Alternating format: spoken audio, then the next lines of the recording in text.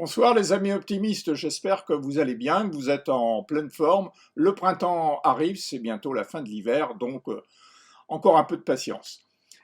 L'invité de ce soir est un grand voyageur, il est détenteur d'une bourse pour partir voyager seul avant l'âge de 20 ans, c'était il y a quand même une quarantaine d'années.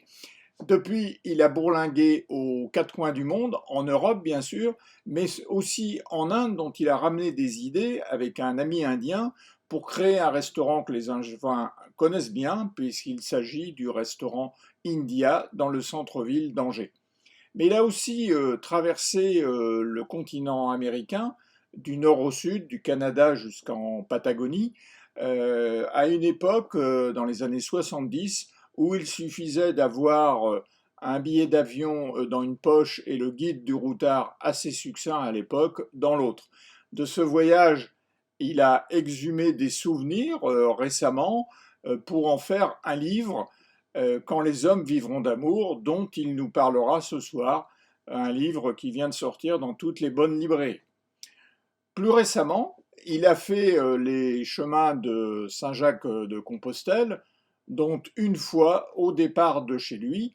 C'est d'ailleurs ce que j'ai choisi comme illustration derrière, ce sont des films qu'il a réalisés et qui me servent de décor pour me mettre dans l'ambiance de ces chemins empruntés chaque année par des millions de randonneurs qui partent pour les puristes du Puy-en-Velay pour aller jusqu'à Saint-Jacques-de-Compostelle. Lui a choisi de le faire pour la première fois, puis après il a fait différents tronçons, mais il l'a fait pour la première fois au départ d'Avrier, dans le Maine-et-Loire, où il habite, pour aller jusqu'à la fameuse ville de Saint-Jacques-de-Compostelle en Espagne.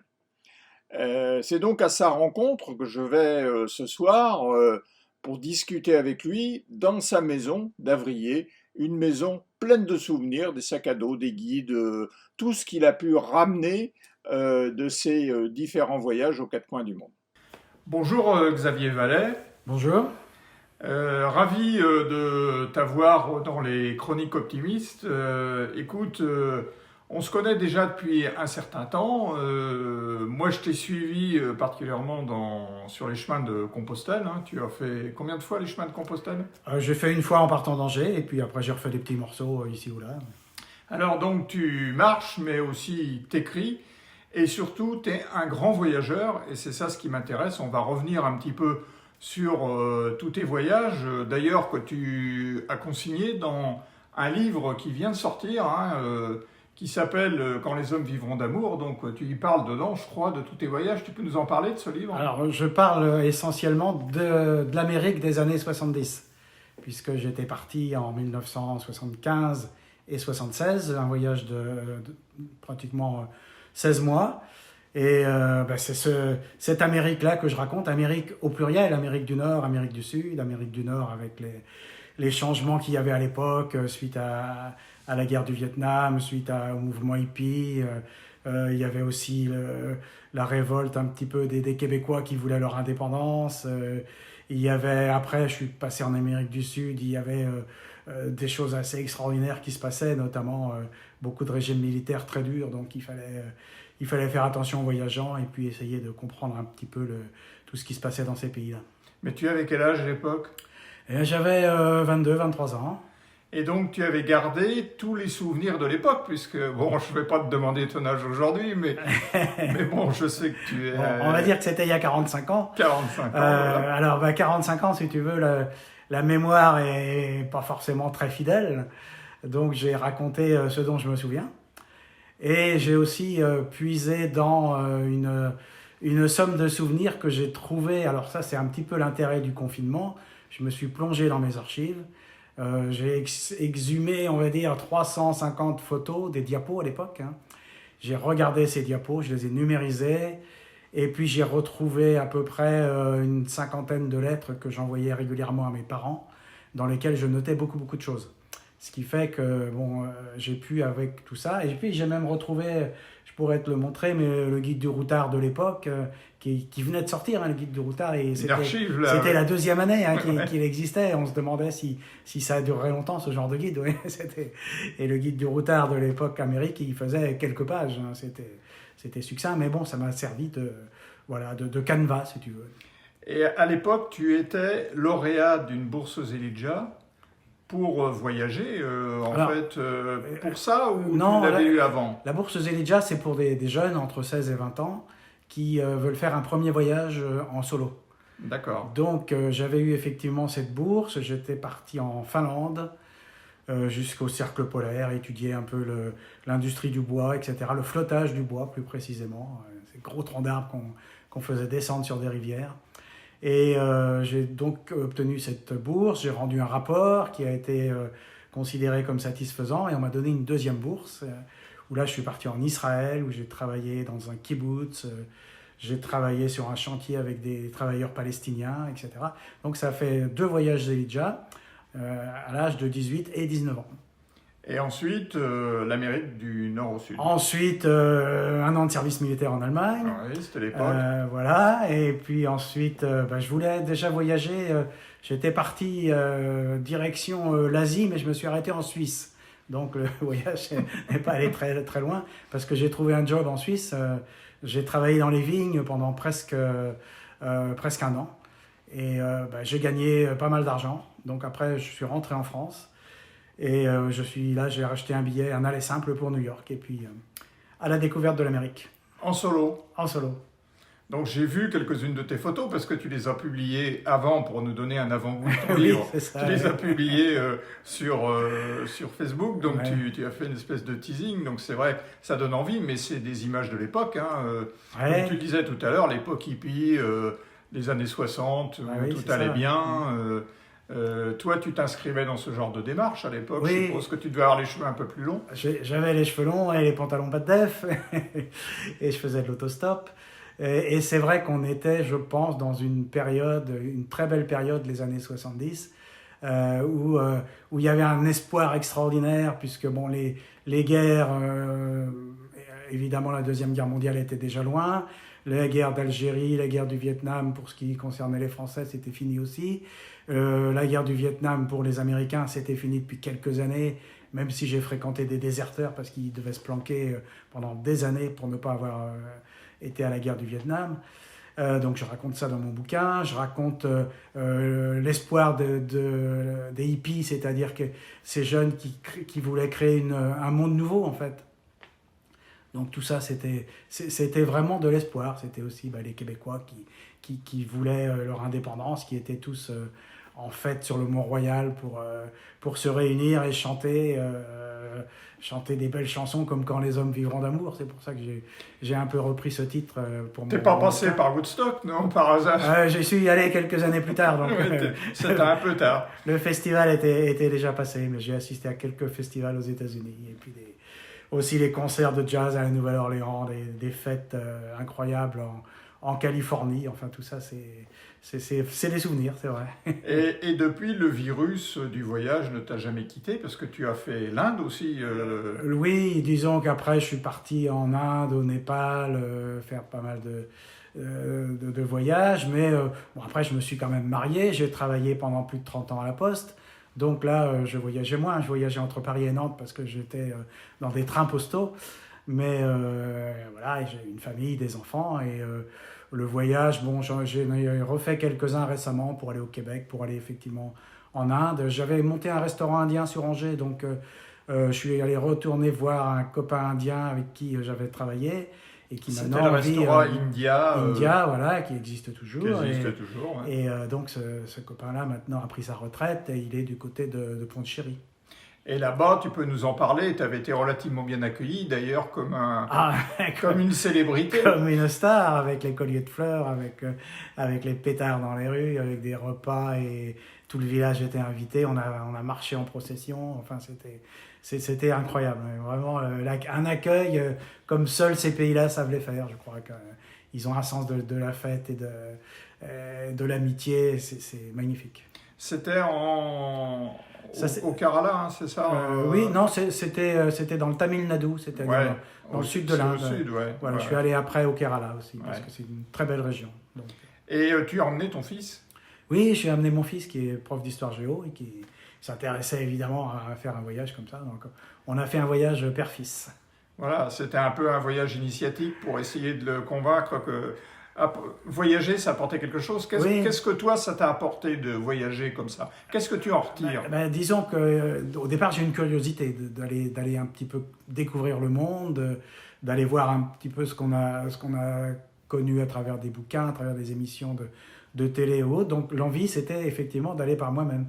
Et parce que ça m'a apporté, c'est le plaisir des rencontres, c'est surtout ça. Je l'ai aussi expérimenté d'une autre façon dans Compostelle, le plaisir des rencontres avec des gens. Là, je raconte par exemple dans ce bouquin un mois passé dans les favelas de Recife au nord du Brésil, vraiment avec la population. Là, on était accueillis chez des gens, j'étais chez des gens, j'ai fait le carnaval avec eux. Enfin, voilà, c'est surtout ça qui m'intéresse. En plus, évidemment, des paysages, en plus des villes intéressantes à visiter, etc. Oui, parce que toi, quand tu voyages, tu vois vraiment le pays en profondeur. Là, pour le coup, tu vas chez l'habitant. Oui, c'est pas des voyages organisés. C'est vrai que les voyages organisés, c'est pas trop ma came, comme on dit. Bon, c'est très bien aussi quand on a peu de temps pour visiter, mais c'est vrai que quand on peut passer 2 mois comme je l'ai fait au Brésil, on a beaucoup plus le temps d'approfondir que d'y aller 10 jours avec un tour opérateur. Alors, on va parler un peu de Compostelle. Ça, c'était... Parce que Compostelle, tu l'as fait à pied, là, donc comme tous ceux qui font les chemins de Compostelle.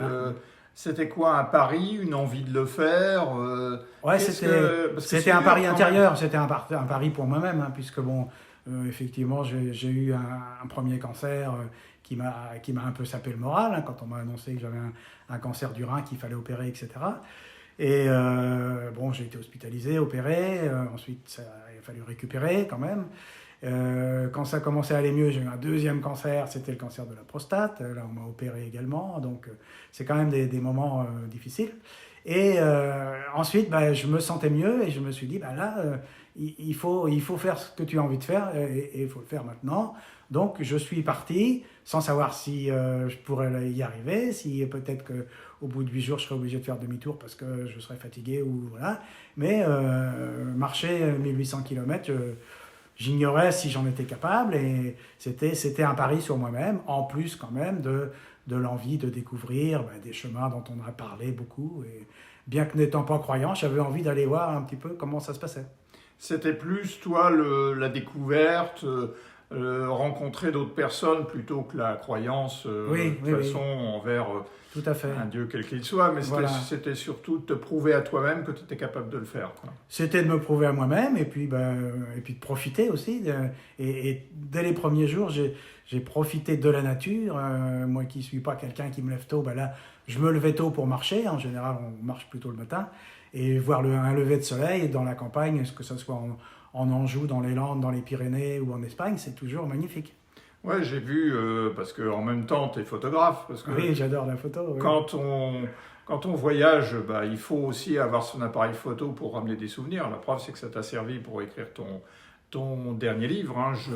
Je le représente d'ailleurs à nouveau à l'écran. Voilà, le dernier livre de Xavier, justement, qui est rempli de photos d'époque. Mais là, pour Compostelle, tu as utilisé du matériel, je suppose, plus léger que ce que tu un smartphone, un simple voilà. smartphone, mais qui me permettait de poster en direct des photos, d'avoir aussi des échanges avec les gens. Donc je marchais tout seul et je marchais aussi par Internet, interposé, je marchais avec d'autres personnes qui suivaient le voyage.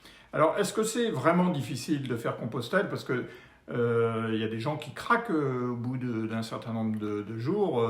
Toi, tu es arrivé à bout pour un entraînement particulier. Pour moi, ça s'est relativement bien passé.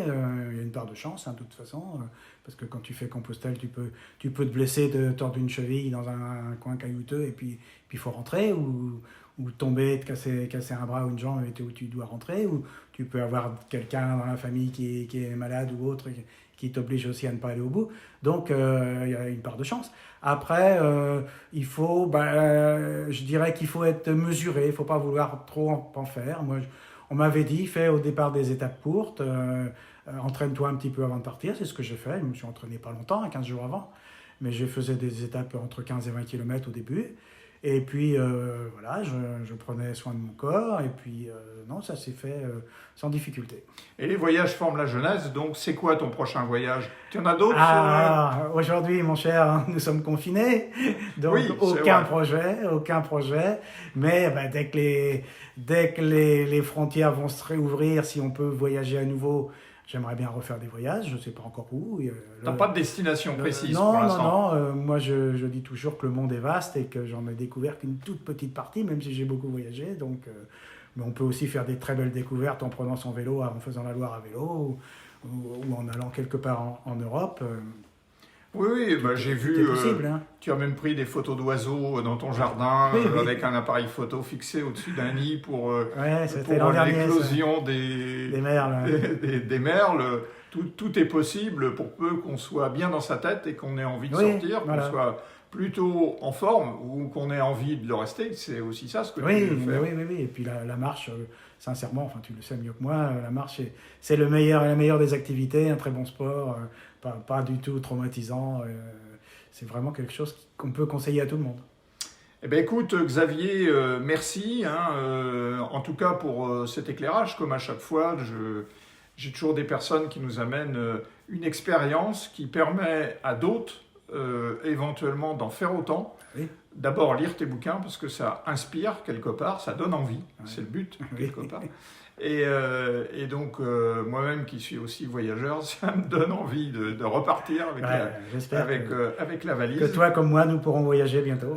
Bon, écoute, merci beaucoup pour cet entretien. Et puis, je vais lire avec beaucoup d'intérêt ton livre parce que j'ai eu la chance, moi aussi, d'aller en Amérique du Nord, mais je n'ai jamais fait le Sud. Donc, ça me donnera peut-être envie d'y aller. Voilà, les voyages forment la jeunesse, c'est bien connu et font du bien au moral. D'ailleurs, Xavier ne le démentirait pas. Pour l'instant, nous sommes un peu bloqués chez nous, mais dès que la situation le permettra, je vous encourage vivement à faire vos valises et à partir au devant des autres, c'est-à-dire partir en voyage, pas obligatoirement loin, mais vous verrez, en quittant son petit chez-soi, on y apprend beaucoup.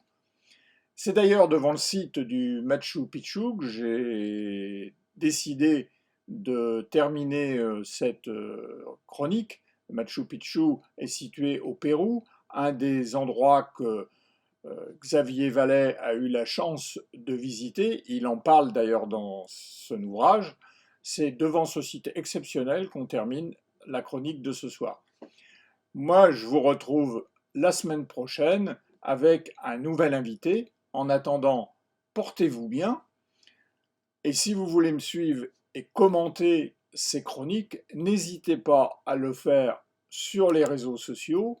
Ça s'affiche d'ailleurs juste en dessous, que ce soit sur Facebook, YouTube ou Instagram. Vous pouvez m'envoyer des petits commentaires ou proposer, comme le font certains, ça commence à venir, de participer dans ces chroniques pour me faire part de choses inspirantes, de choses qui font du bien à tout le monde. Voilà, en attendant, je vous souhaite une bonne semaine et je vous dis à bientôt les amis.